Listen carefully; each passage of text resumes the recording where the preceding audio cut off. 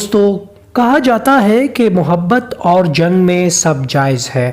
ازل سے ہی جنگ میں ایک دوسرے کو نیچا دکھانے کے لیے نئے نئے حربے آزمائے جاتے رہے ہیں۔ اس جدید دور میں بھی کچھ ممالک ایسی ترکیب اپناتے ہیں کہ انسان دنگ رہ جائے۔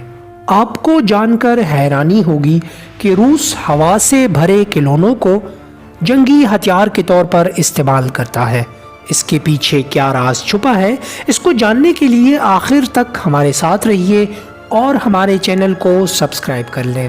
تو ناظرین، روسی افواج ایک عرصہ سے گرم ہوا بھرے ٹینکوں، جہازوں، میزائلوں اور دیگر عسکری گاڑیوں کو ہتھیار کے طور پر استعمال کرتا چلا رہا ہے۔ یہ سامان ان کو ایک کھلونے بنانے والی کمپنی مہیا کرتی ہے جو پارکوں میں ہوا بھرے کھلونے بناتی ہے۔ اب یہ کمپنی باقاعدہ طور پر روس کے جنگی منصوبوں کا حصہ ہے۔ ہوتا کچھ یوں ہے کہ جنگ کے دنوں میں ان ہوا بھرے ٹینکوں، ہیلی کاپٹرز اور میزائلوں کو ایک کھلے میدان یا پارکس میں رکھا جاتا ہے جہاں دور سے یہ بالکل اصلی دیکھتے ہیں۔ یوں وہ دشمن کو چکمہ دے کر ان کا وقت ضائع کر لیتے ہیں اور ان کو کاؤنٹر اٹیک کا موقع مل جاتا ہے۔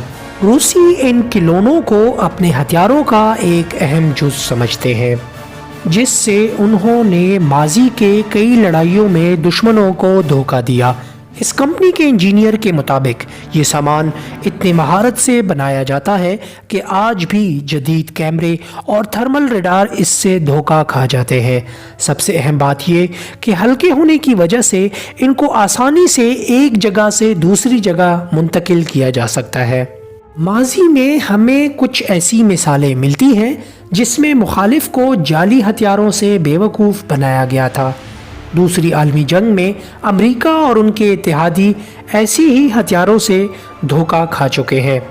ماضی قریب کی مثال دیکھیں تو ہمارے پڑوسی ملک بھارت نے ایک بار پاکستانی پنجاب سے راکٹ کے طرز کا غبارہ انڈیا میں داخل ہوتے دیکھا تو پورے ہندوستان میں کھلبلی مچ گئی تھی۔ ناظرین، آپ کو ویڈیو پسند آئی ہو تو کمنٹ سیکشن میں اپنی قیمتی رائے کا اظہار ضرور کیجیے۔ انشاءاللہ اگلی کسی ویڈیو میں آپ سے پھر ملاقات ہوگی، تب تک کے لیے اللہ حافظ۔